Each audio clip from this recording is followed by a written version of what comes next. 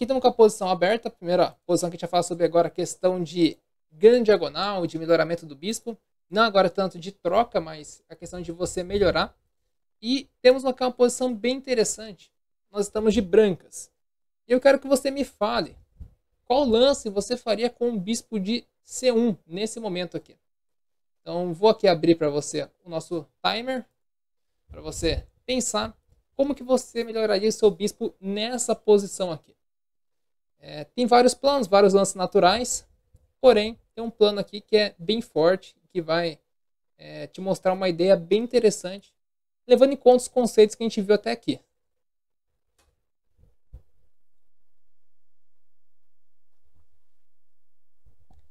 É isso aí, galera. O grupo lá ele é fechado, para eu só avisar nas aulas, para não perturbar vocês. E aí eu mandei o particular, você pode mandar dúvidas lá, sem problemas algum, tá?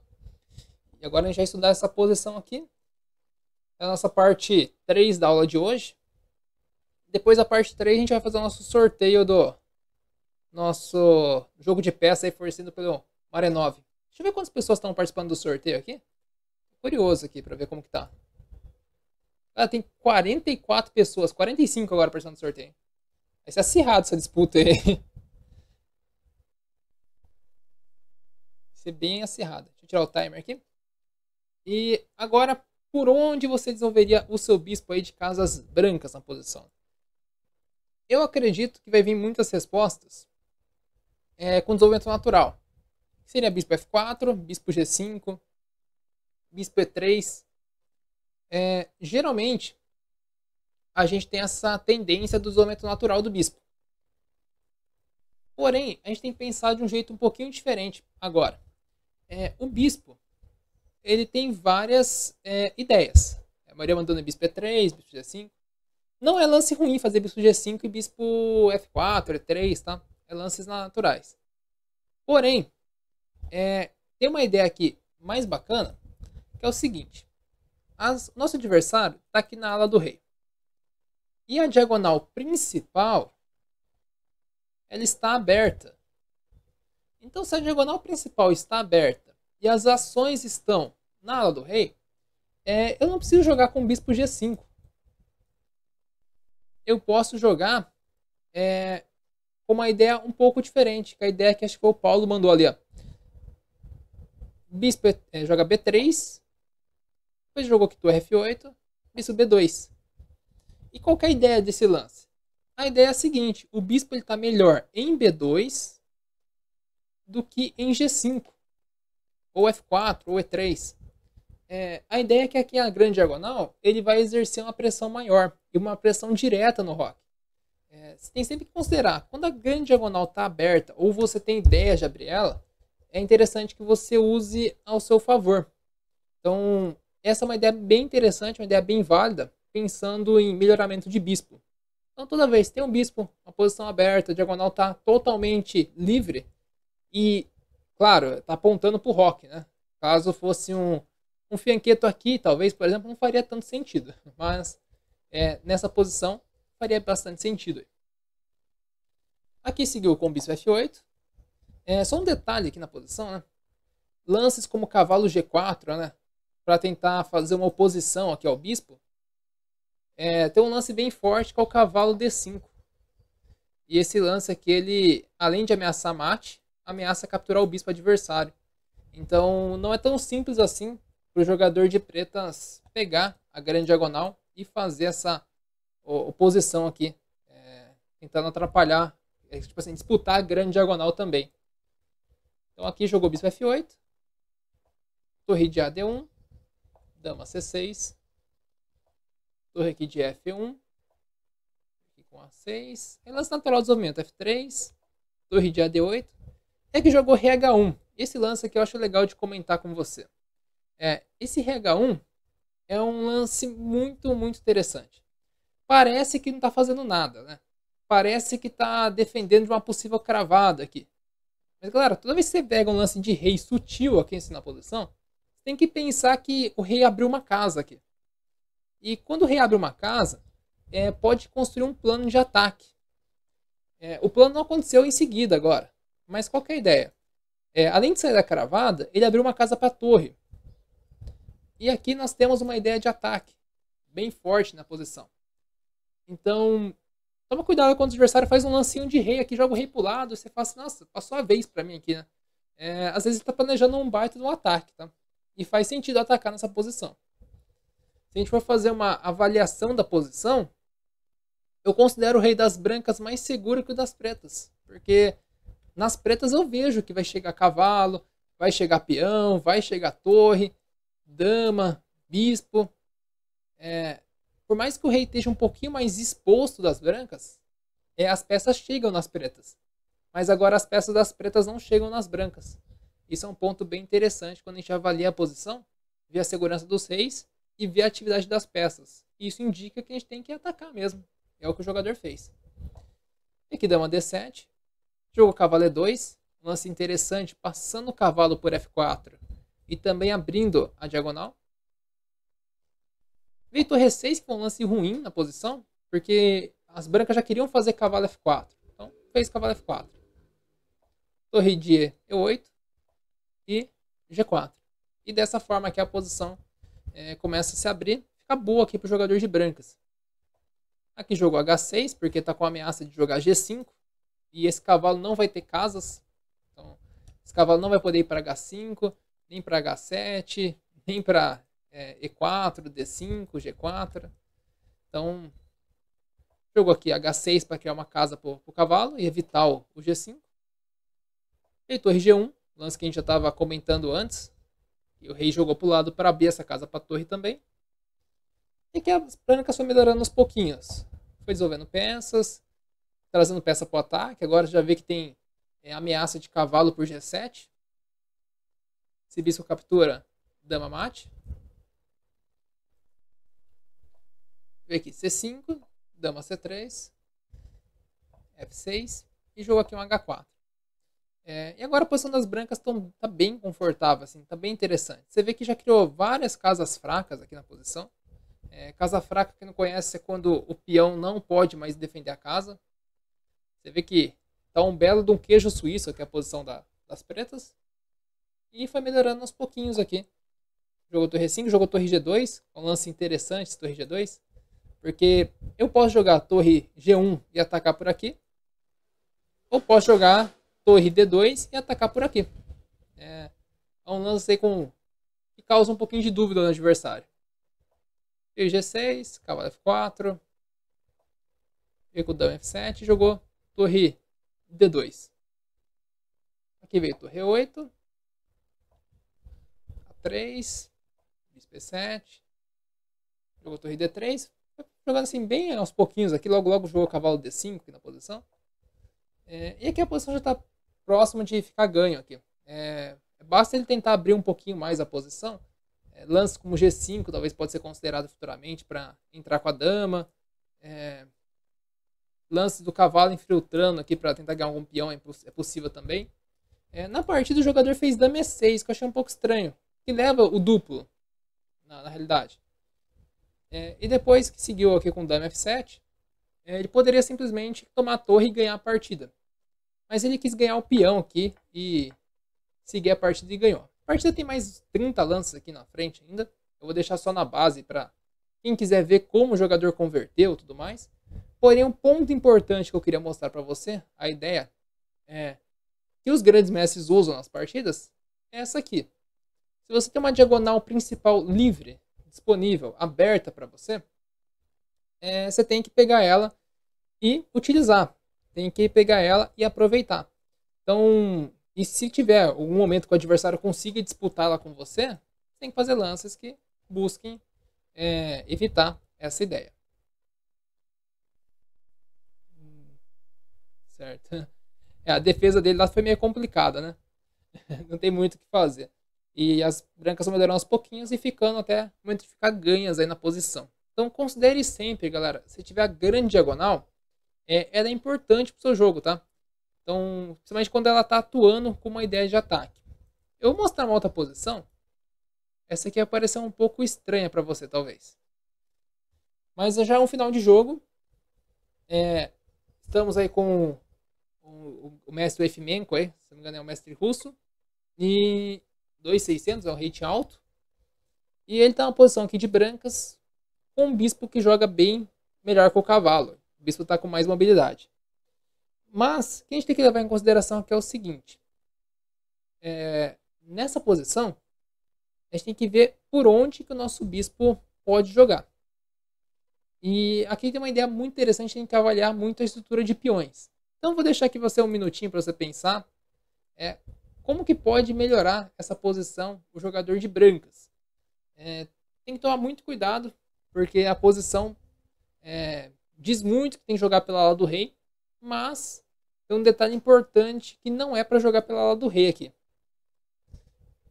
E por que não tem que jogar? Então, vou deixar aqui para você pensar um minutinho, analisar essa posição, verificar aonde que as brancas têm um plano de ganho, que tem um plano de ganho aqui,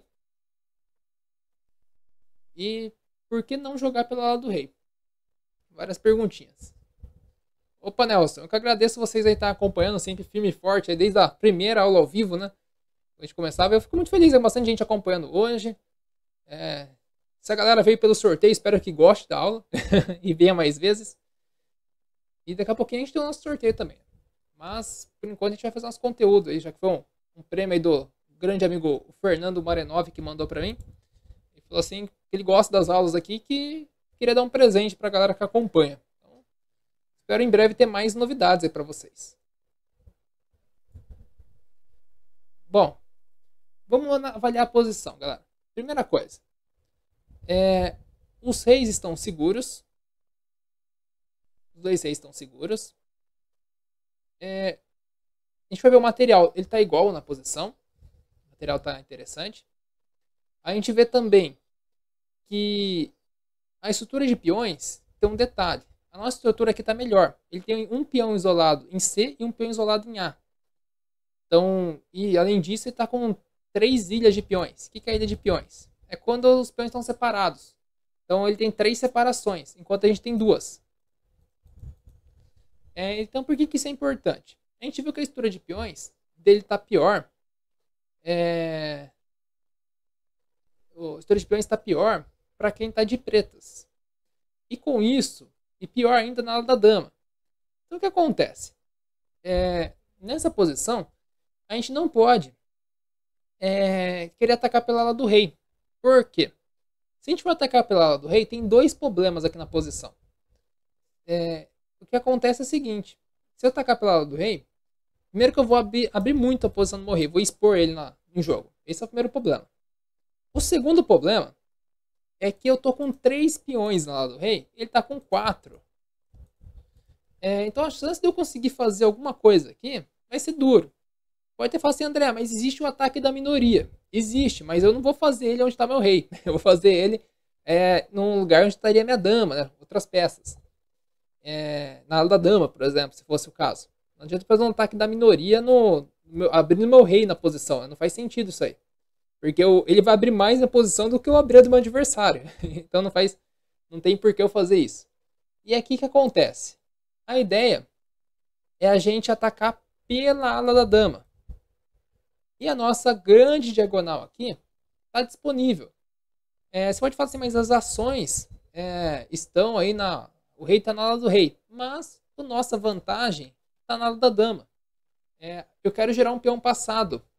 Então, bispo E2, veio rei C6. Aqui jogou ainda mais um lance da M5 antes, cavalo F6 e bispo F3. Então, a ideia foi essa aqui, ó.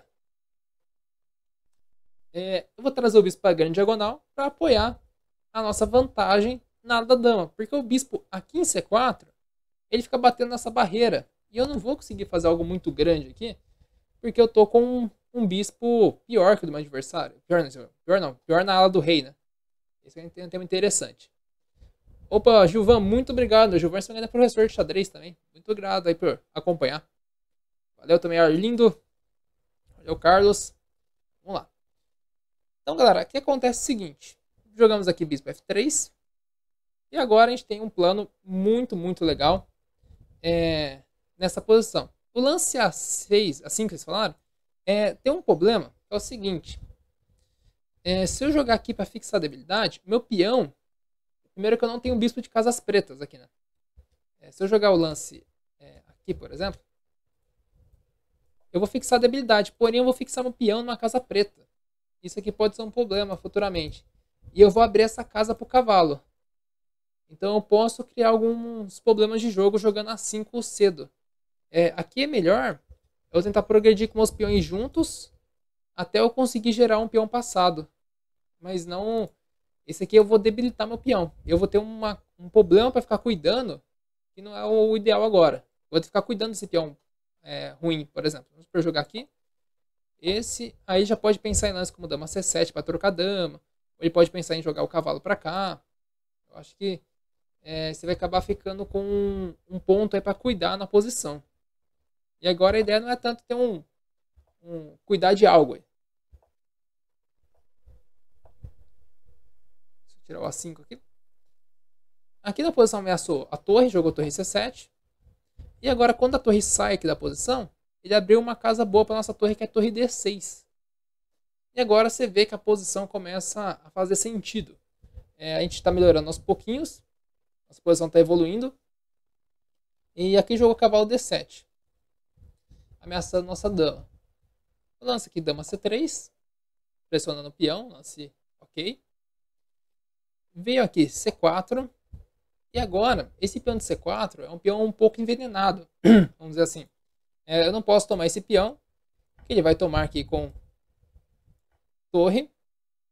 E vai cair o nosso peão aqui embaixo. Então aqui jogou C4 e jogou aqui B4. E agora o A5 estaria protegido, né? Faria sentido, porque ele avançou esse aqui. E aqui cavalo F6.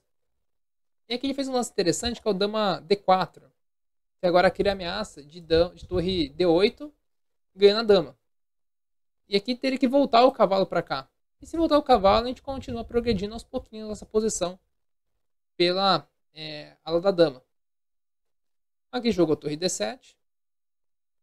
Para trocar material, trocou aqui as torres. E agora qual que é o plano? O plano aqui é bem simples. Se a gente conseguir trocar as damas na posição, a gente fica com o jogo ganho. Por que fica ganho?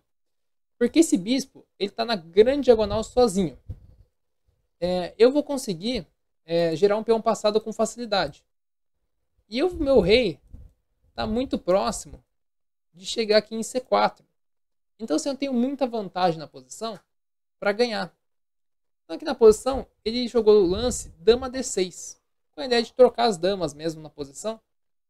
Poderia jogar também dama aqui para trocar aqui em A8.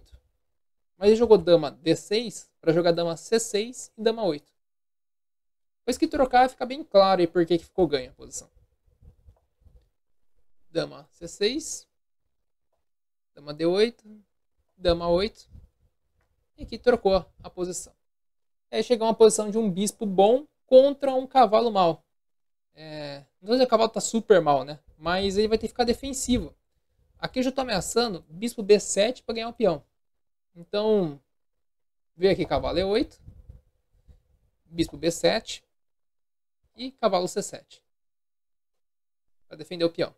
Agora o cavalo ficou escravo na defesa do peão. E simplesmente vai trazendo o rei. F8, rei E2, rei E7, rei D2. E agora veio o cavalo D5. E agora é um momento bem interessante da posição. Um momento de a gente pensar em como ganhar essa posição. Vou deixar aqui um minutinho de reflexão. Depois eu vou tirar as dúvidas aí da galera do chat.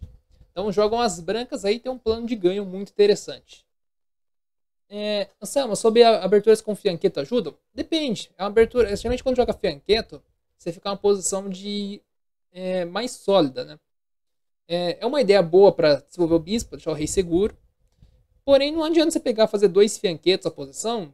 E tem abertura que tem isso, por exemplo. Tem aberturas de peão-dama com duplo fianqueto. Mas não quer dizer assim que ajudam, não. Todas as aberturas têm seu lado bom e lado negativo. Vamos dizer assim. Algumas são mais fáceis de jogar, outras são mais complicadas. Mas no caso de fianqueto é uma técnica boa. Geralmente o pessoal usa para ficar mais restrito na posição. Mas tem que tomar cuidado para você também ficar sem iniciativa, né? Eu vejo muito jogador iniciante começa a jogar fianqueto com a ideia de vou segurar a posição, vou deixar ela mais sólida, sabe? E às vezes acaba que você não tem a mobilidade que você espera. Então não, eu acho que assim, é legal você jogar desde que seja uma abertura que você conheça, que você goste, mas não é isso que vai fazer diferença. Tem abertura que o bispo, por exemplo, você joga uma Rui Lopes, você não fica quieto o bispo. Tem esses detalhes aí também. Bom, galera, qual que é a ideia aqui da posição? Aqui, nós estamos numa posição que nós temos como gerar um peão passado. Isso é interessante, você tem que levar em consideração isso aqui. Eu também tenho a ideia de trazer o meu rei para C3. Para depois jogar o rei aqui em D4, por exemplo. Então aqui tem um plano de ganho na posição bem tranquilo. Com o bispo por D5. Entregando o bispo, né? É um bispo bom, né? Tudo mais. Porém, quando a posição está ganha ou perto de ganho, você pode abrir mão do bispo e vir para o final. Agora, é tranquilo de converter esse final aqui. Você fala, nossa, André, você fala que é tranquilo aí. Parece quando aqueles grandes mestres falam, a posição tá simples de ganhar aqui, né? Mas aqui a ideia qual que é? Aqui jogou rei C6 para não perder o peão. E jogou C3. Aqui lances naturais. Qual que é o plano de ganho aqui da posição? O plano é você criar uma isca. Depois que ele capturar, o peão captura e rei captura, você vai tomar o peão dele e o seu rei vai ter possibilidade de ir atrás dos outros peões adversários. Esse é o plano de ganho. E não é um plano difícil de encontrar. Mas para que acontece? Antes de fazer esse plano de ganho, o jogador de brancas ele faz algo importante. Ele não vai direto no ganho, você não precisa ter pressa para ganhar no xadrez. Você pode primeiro melhorar os seus peões, deixar eles mais avançados possíveis. Depois você faz a isca para o adversário. Então aqui jogou F6, G4, G6 veio aqui H4, H5 ele capturou, passou aqui a vez, rei D6, e agora que o rei saiu aqui de C6, ele fez o lance do ganho aqui, ó, B5. Se capturasse ou não, né, dependente do lance, avança B6, avança B7, e agora abandonou o jogador de pretas. Por que abandonou aqui na posição? Você vai capturar esse, já vai ficar com um peão a mais, e depois você consegue aí passar alguns lances e ganhar sem muitas dificuldades.